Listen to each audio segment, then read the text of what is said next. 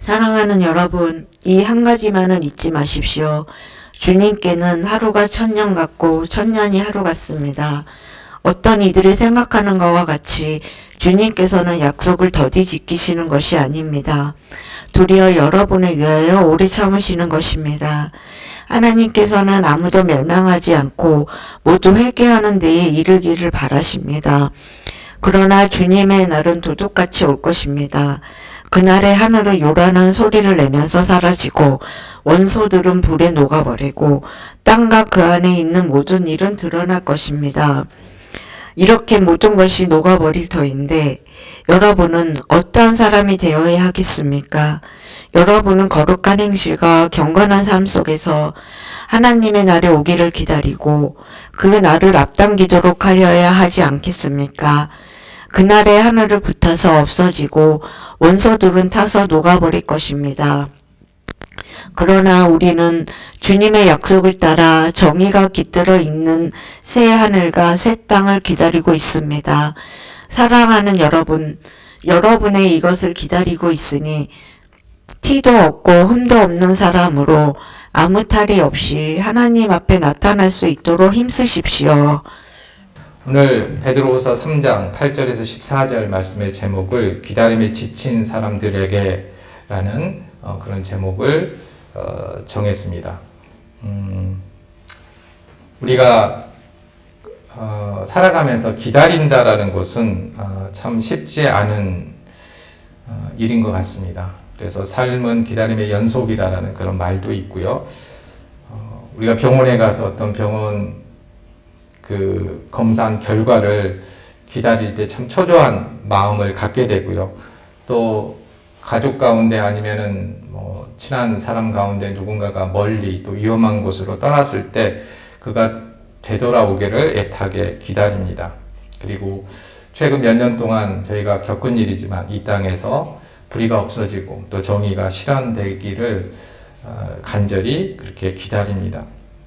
이 기다림의 시간은 우리에게 마음의 불안과 좌절감을 갖게 하고 또 그나마 있었던 희망을 조금씩 없앤다는 측면에서 참 쉽지 않은 그런 시간들입니다. 그래서 기다림이 고통이라고 이야기를 했을 때 많은 사람들이 공감하지 않을까 이렇게 생각합니다. 초대교회 성도들도 역시 이 기다림 속에 있었습니다. 그런데 그들의 기다림은 우리가 지금 뭔가를 기다리는 그 기다림과는 조금 그 종류가 달랐습니다. 주님이신 예수 그리스도께서 영광 중에 다시 오시겠다고 한 약속, 그러니까 재림을 기다리고 있었습니다. 그들은 초대교회 성도들은 자신의 세대에 그때에 예수님께서 다시 오실 거라고 굳게 믿었지만 시간은 흘러갔고 약속은 더디게만 느껴졌습니다. 한 세대가 지나고 사도들도 이제 예수 그리스도를 직접 목격했던 사도들이 세상을 떠나면서 교회 안에는 깊은 영적 피로감과 회의가 스며들기 시작했습니다. 바로 이 영적인 피로감을 파고들어서 교회를 흔드는 사람들이 그때 나타나기 시작한 거죠. 사도 베드로는 이 사람들을 조롱하는 자, 3장 3절에 보면 조롱하는 자들이라고 이렇게 부릅니다. 그런데 이 사람들은 단순히 회의하는 예수 그리스도에 대한 복음에 대해서 회의하는 회의론자들이 아니었습니다. 그들은 교회를 무너뜨릴 수 있는 구체적이고 위험한 세계관을 퍼뜨리고 있었습니다. 그러니까 수동적인 사람이 아니라 능동적으로 교회를 무너뜨리려고 했던 사람들이라는 것이죠. 이들의 주장은 아주 명료했습니다. 이렇게 말합니다. 4절 말씀을 보면요. 조상들이 잠든 이래로 만물은 창조 때부터 그러하였듯이 그냥 그대로다. 변한 게 없다. 이런 말이죠. 이 주장은 뭐냐면은 역사는 언제나 똑같이 반복될 뿐이지 하나님의 기적적인 개입이나 심판 그런 것은 절대 일어날 수 없다라는 주장입니다. 그런데 이런 주장은 단순히 지적인 호기심 때문에 생긴 것이 아니었습니다. 그들의 동기는 명백히 자신들의 죄악된 욕망을 정당화하는 데 있었습니다. 이게 굉장히 중요한 부분입니다. 오늘날에도 교회 안에서 거짓 가르침을 가르치는 사람들을 보면 자신들의 죄악된 욕망을 정당화하려고 하는 이 동기 때문에 그렇게 거짓 가르침을 만들어내고 또 적극적으로 그걸 전파하는 경우가 적지 않습니다. 그들은 미래의 심판을 부정함으로써 모든 도덕적인 책임으로부터 자유로워지려고 했습니다. 그러니까 우리가 조금 도덕적이고 윤리적인 측면이 있잖아요. 그리스도인의 삶에서.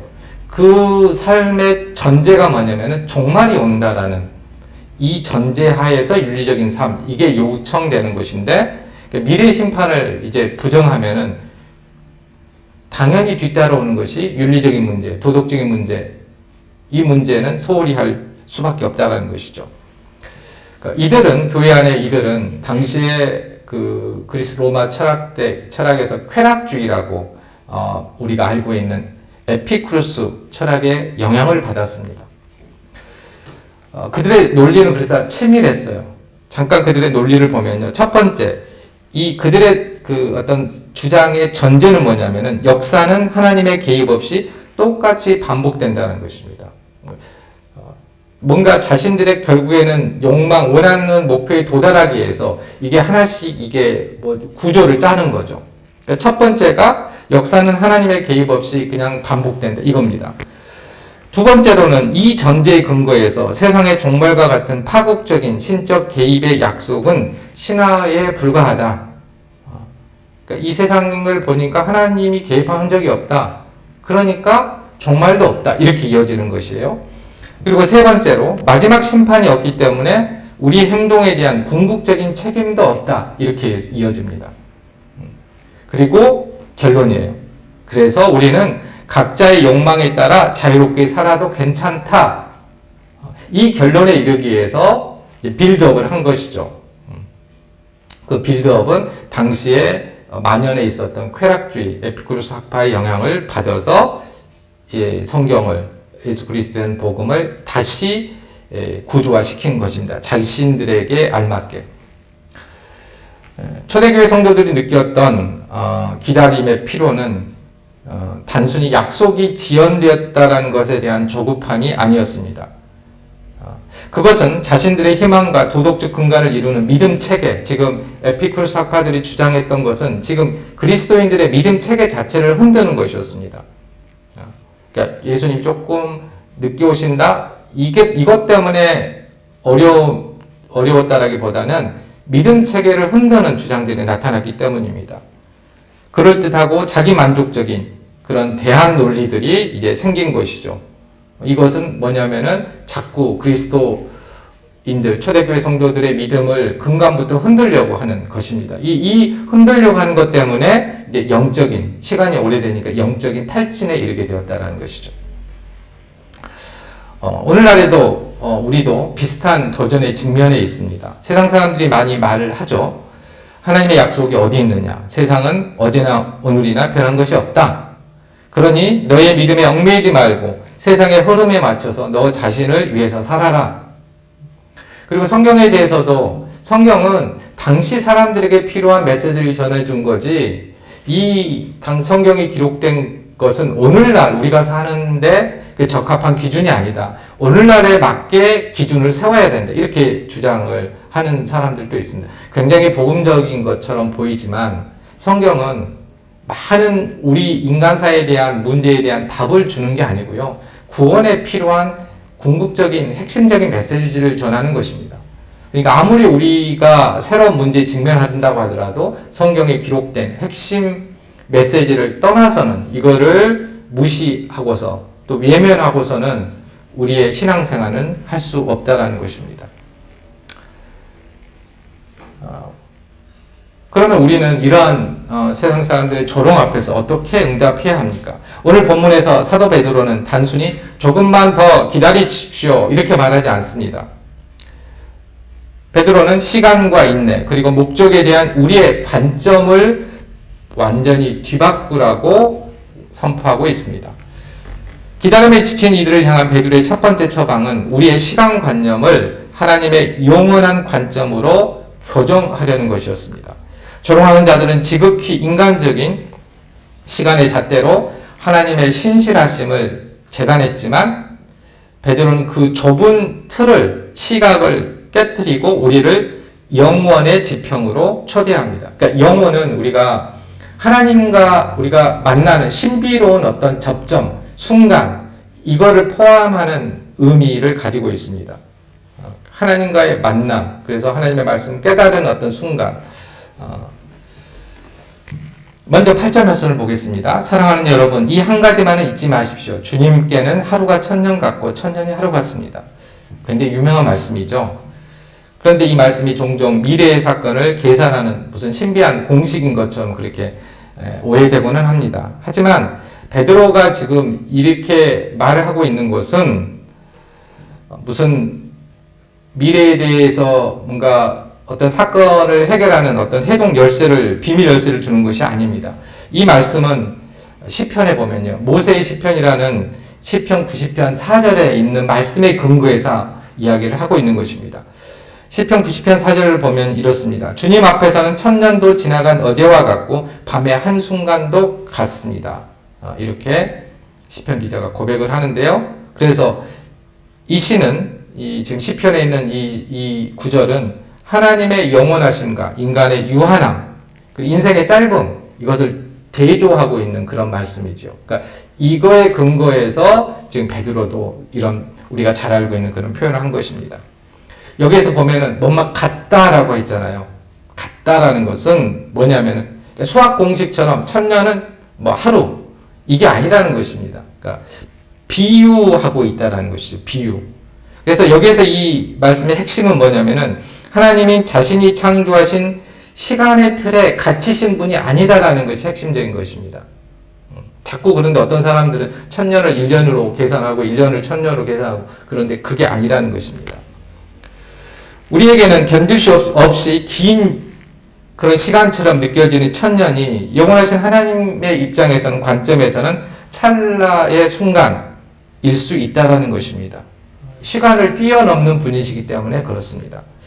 이 진리는 우리를 인간적인 조급함과 유한한 관점 때문에 생기는 이 불안으로부터 해방시키기 위한 것입니다.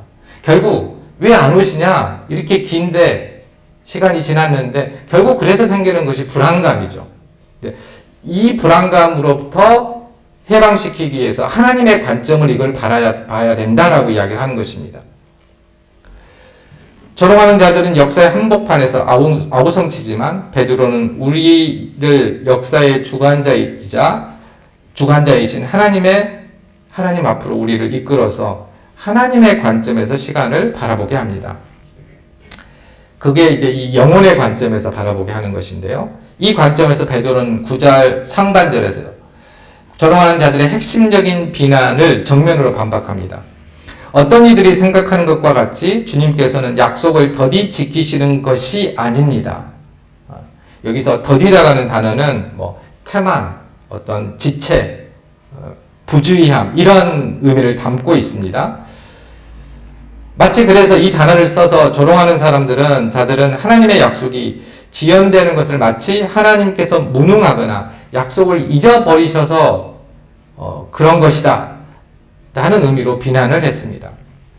그런데 이 더디다라는 이 의미를 베드로는 부정적인 것이 아니라 완전히 새로운 긍정적인 의미로 대체합니다. 그러니까 더디다, 그러니까 무능력하다 이런 의미에 쓰였는데 이것을 뭘로 대체하느냐 어떤 단어로? 오래 참으심이라는 단어로 대체합니다. 그러니까 이 더디다라는 것은 수동적으로 그러니까 무대응하거나 무기력하게 방치한다는 의미가 아닙니다. 이 오래 참으심이라는 이 단어로 바꾼 것은 이 더딘 목적이 적극적으로 하나님께서 인내하신다라는 그리고 의도적으로 이 기간을 유예하신다라는 그 의미로 바꾸는 것입니다. 그러니까 하나님은 잊으신 것이 아니라 마지막 때를 잊으신 것이 아니라 하나님은 의도적으로 기다리고 계신다라는 그런 의미이죠. 이 조롱하는 사람들은 자신들이 정해놓은 그러니까 인간의 관점에 인간의 시간 개념을 가지고 그 관점 하에서 언제 예수님께서 다시 오시느냐, 그러니까 도착 예정 시간을 물어보는 거죠. 많은 이단들이 이거에 집착을 하죠. 언제 오신다, 몇 월 며칠 몇 시에. 수없이 많은 이단들이 이 시간을 이야기했고 다 실패를 했습니다. 그런데 베드로는 이 언제 예수님께서 오실 것인지 이거에 대한 시간을 제시하지 않습니다. 그리고 그거에 대해서 변명하지 않습니다. 오히려 이 문제를 바라보는 관점을 바꿔버립니다. 조롱하는 사람들의 공격은 하나님은 약속을 지키기에 너무 늦었다, 시간의 문제였다는 것입니다. 그러나 베드로는 이 시간의 문제가 아니라 하나님의 성품의 문제로 바꿔버립니다. 조롱하는 자들은 하나님은 그래서 무능하고, 더딘 걸 보니까 무능하고 신실하지 않다, 약속을 했는데 왜 안 지키느냐, 이렇게 비난을 하지요. 그런데 베드로는 아니다, 하나님은 자비로우시고 인내하신다라고 이 문제에 대해서 답을 하고 있는 것입니다. 그래서 약속이 지연된 것, 다시 오시겠다는 약속이 지연되는 것은 하나님께서 실패하셨다는 것을 증명하는 것이 아니라 오히려 하나님의 자비로운 성품을 드러내는 증거다라고 베드로가 답을 하고 있습니다. 이게 기다림에 지친 당시의 초대 그리스도인들과 초대교회 그리스도인들과 지금 오늘 우리에게 주시는 첫 번째 위로입니다. 우리가 느끼는 기다림의 고통, 그 시간의 무게는 하나님의 부재나 하나님께서 무관심하시다는 증거가 아니라는 것입니다. 오히려 지금도 쉬지 않고 일하시는 하나님의 적극적이고 의도적인 인내를 우리가 몸소 체험하고 있는 현장이라는 것이죠. 그래서 의심의 근거가 되었던, 조롱하는 자들에게는 이게 의심의 근거죠. 빨리 오지 않으시고 더딘 것이. 그러나 우리 그리스도인들에게는 이 기다림이 예배의 이유가 되는 것입니다. 그렇다면 하나님께서는 왜, 무엇을 위해 이토록 오래 참고 기다리시는 것일까요? 베드로는 9절 하반절에서 그 이유를 밝힙니다. 9절 하반절입니다. 도리어 여러분을 위하여 오래 참으시는 것입니다. 하나님께서는 아무도 멸망하지 않고 모두 회개하는 데에 이르기를 바라십니다. 이 구절은 베드로 후서뿐만 아니라 성경 전체의 핵심 진리 가운데 하나입니다. 우리가 지금 경험하고 있는 이 기다림의 시간은 텅 빈 공백이 아니라는 것이죠. 그것은 하나님의 자비가 창조해낸 은혜의 공간이라는 것입니다. 지금 이 기다림의 시간은 은혜의 시간이고 기다림의 공간은 은혜의 공간이라는 것입니다. 구원을 위해서 마련된 기회의 시간이라는 것이죠. 여기서 논쟁이 되는 이제 구절이 있습니다. 이 아무도와 모두가 모든 인류를 가리키느냐, 아니면 택함 받은 백성을 가리키느냐, 이 논쟁이 있어요. 그래서 모든 사람이 구원 받는다, 하나님 믿든 안 믿든, 아니다, 하나님께서 택한 사람만 구원 받는다, 이런 논쟁이 있습니다. 그러나 오늘은 그 논쟁에 대해서 이야기하려고 하지 않고요. 어느 쪽으로 이야기 해석을 하든지 간에 중요한 것은 우리 하나님의 마음이 근본적으로 구원을 향해 있다는 것입니다. 그를 믿어서 구원받기를, 모든 사람들이 구원받기를 원하신다는 것이죠. 하나님은 악인이 죽는 것을 기뻐하지 않으시며 모든 사람이 회개에 이르기를 원하십니다. 따라서 이 지연은 한 사람이라도 더 구원의 방주로 들어올 수 있도록 문을 열어두시는 하나님의 지극한 사랑의 표현이다, 이렇게 말할 수 있다는 것이죠. 어떤 큰 재난으로 인해서 어떤 건물이 우리가 붕괴했다라고 한번 상상해 보면요, 그 안에 구조자가 이제 생존자를 찾지 않겠습니까? 근데 한 명이라도 더 살려내려고 그 건물을 완전히 철거하지 않는 경우들이 있습니다. 한 명이라도 살려내려고. 그래서 밤낮을 가리지 않고 그 한 명의 생존자를 더 찾으려고 애쓰죠. 그러니까 밖에서 기다리는 가족의 입장에서는 정말 피가 말리는 그런 고통의 시간입니다. 이게 지연되는 시간이라고 볼 수 있잖아요. 그런데 이 지연되는 것은 구조대가 무능하기 때문이 아니라 그리고 그 완전히 철거하지 않고 한 명이라도 찾으려고 철거를 지원하는 것은 그들을 갇힌 사람들을 향한 깊은 사랑이라고 말할 수 있습니다.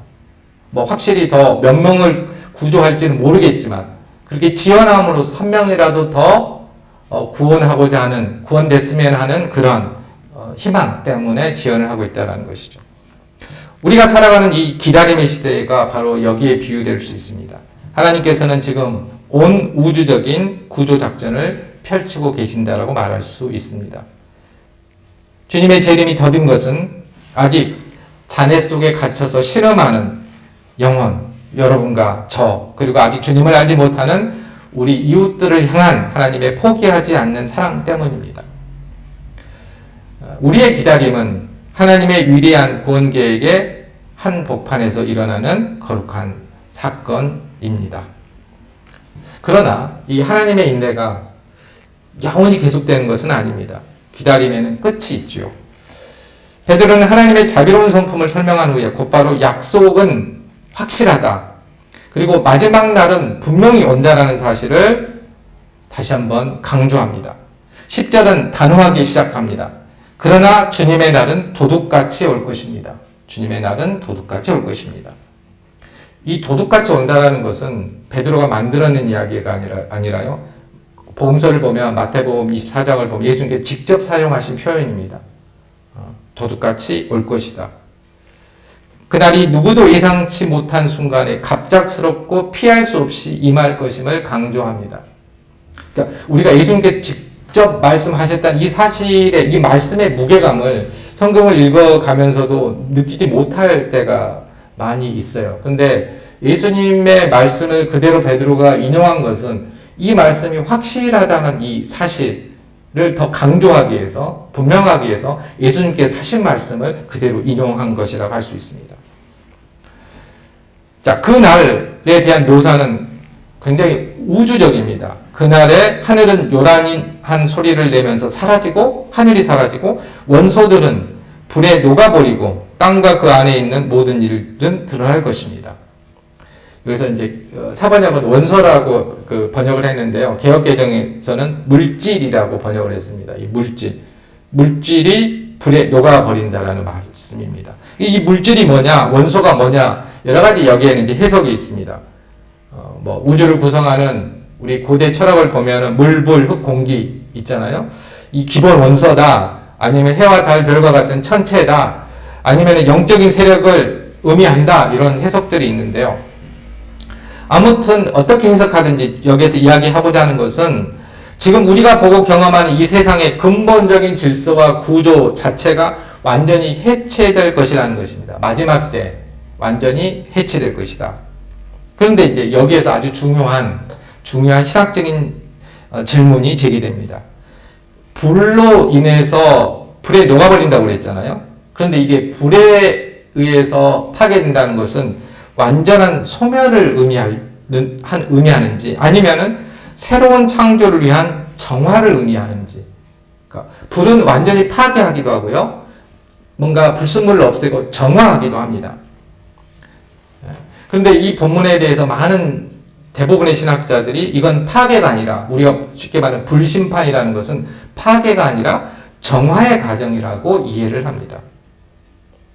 베드로가 앞서 예로 든 노아의 홍수가 세상을 완전히 없앤 것이 아니라 죄악을 씻어내고 정화한 사건이었던 것처럼 이 마지막 불심판 역시 낡고 죄로 오염된 세상을 정결하게 하기 위해서 또 새롭게 하기 위한 재련하는 불과 같다라는 것입니다.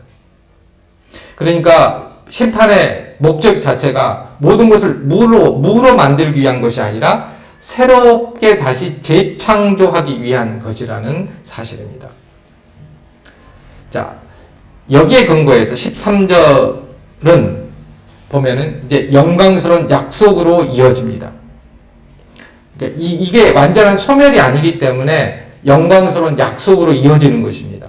베드로는 10절의 무서운 심판의 이미지에서 곧바로 13절의 찬란한 희망의 비전으로 우리를 인도하고 있습니다. 우리는 주님의 약속을 따라 정의가 깃들여 있는 새 하늘과 새 땅을 기다리고 있습니다. 이것은 근데 베드로가 만들어낸 그 사상이 아니에요. 갑자기 계시를 받아가지고 새롭게 추가된 그런 내용이 아닙니다. 이사야서 65장 17절과 66장 22절 말씀에 뿌리를 둔 하나님의 오래된 약속의 성취입니다. 그리고 이 새 창조의 가장 중요하고 본질적인 특징은 물리적인 화려함이 아니라 그 도덕적인 성품에 있습니다. 우리가 천국 그러면 뭐 보석으로 길이 닦여 있고 막 그런 이야기들을 많이 저는 어렸을 때부터 들었습니다. 천국 가면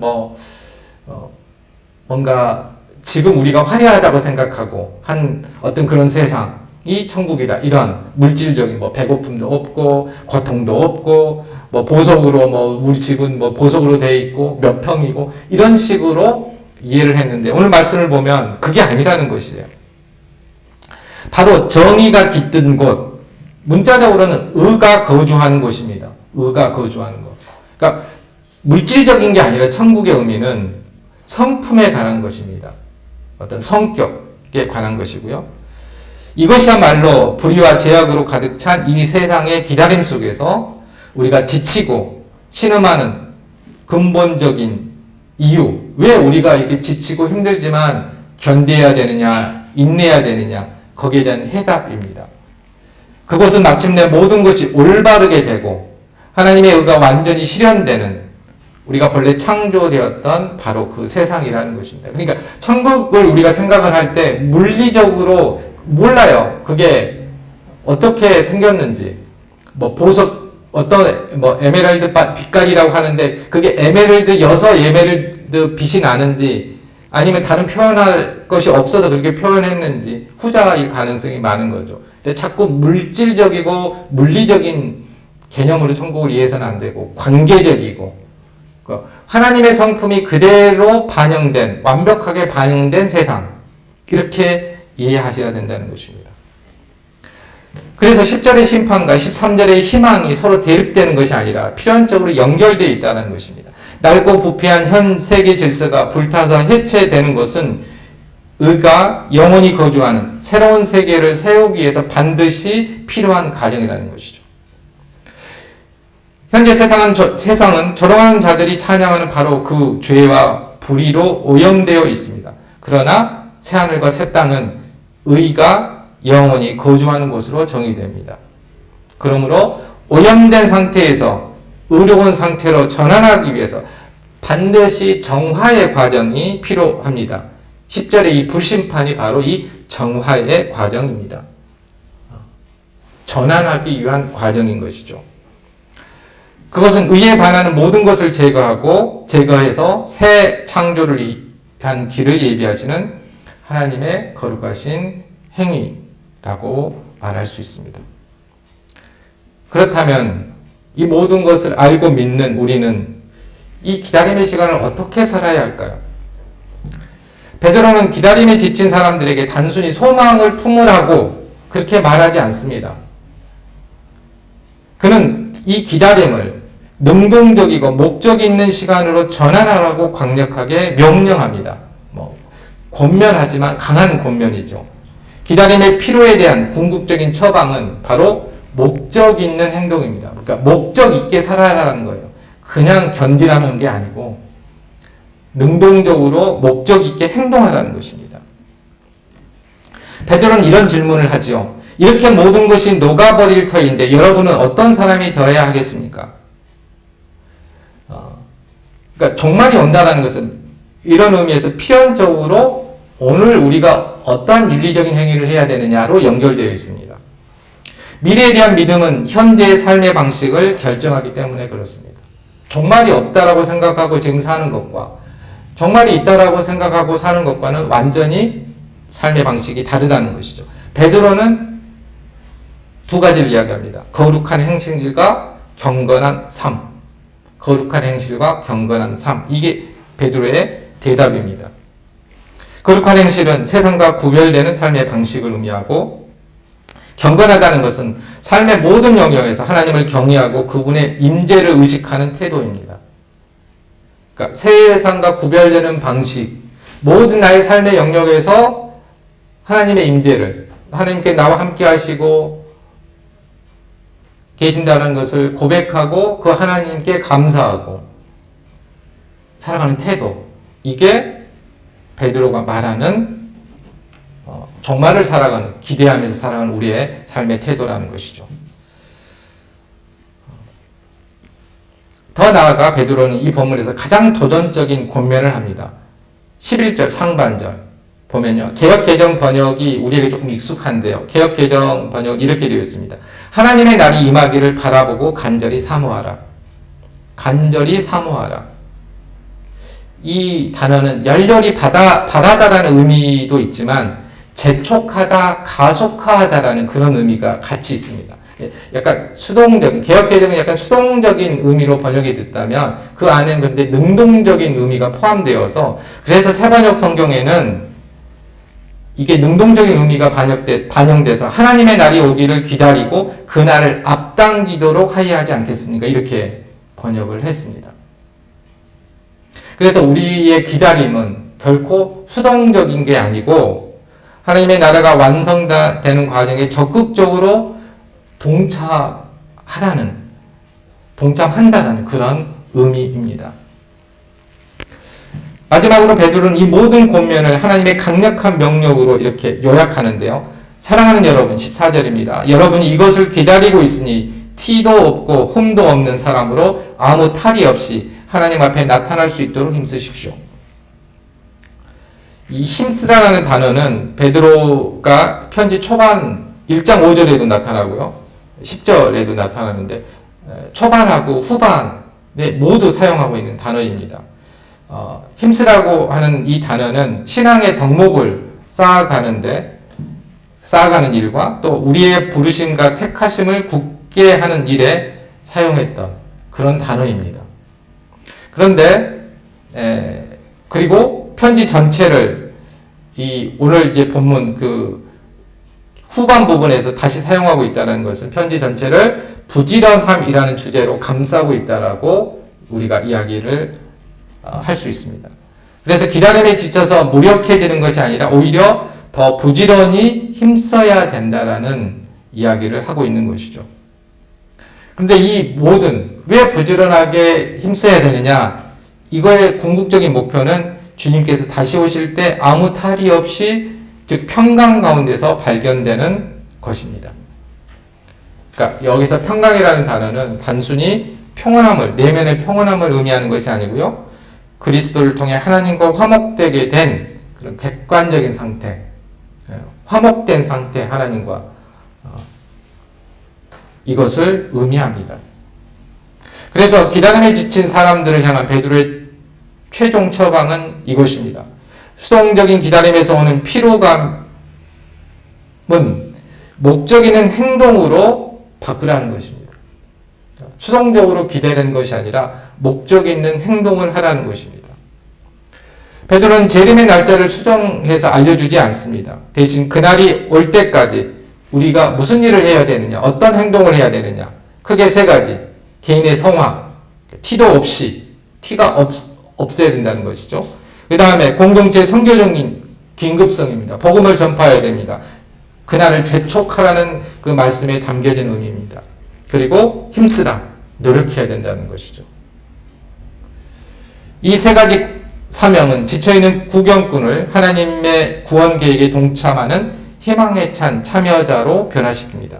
그래서 기다림의 시간은 더 이상 고통의 시간이 아니라 거룩을 위한 훈련장이고 영혼 구원을 위한 선교지고 제자도를 예수님을 따르는 태도를 훈련하는 그런 작업장이 된다는 것입니다.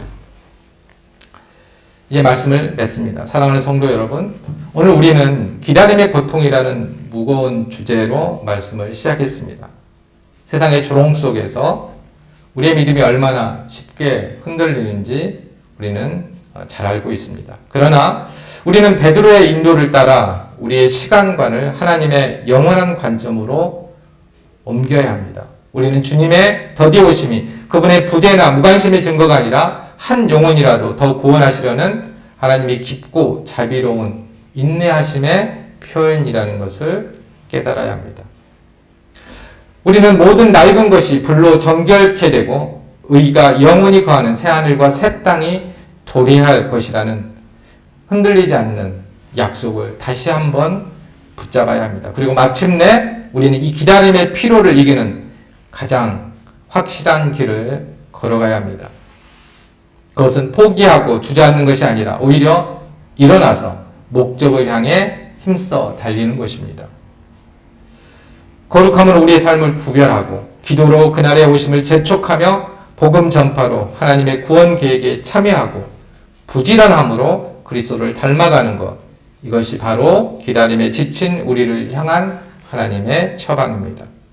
기다림은 힘겹죠. 그러나 결코 공허하지 않습니다. 그 시간은 하나님의 목적으로 가득 차 있습니다.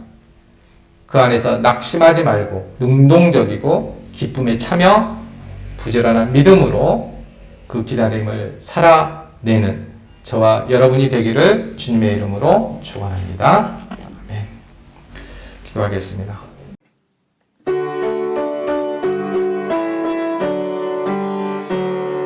주여 우리 축복하소서. 당신의 평화를 주소서. 우리 위에 주의 손으로 주여 잡아주소서.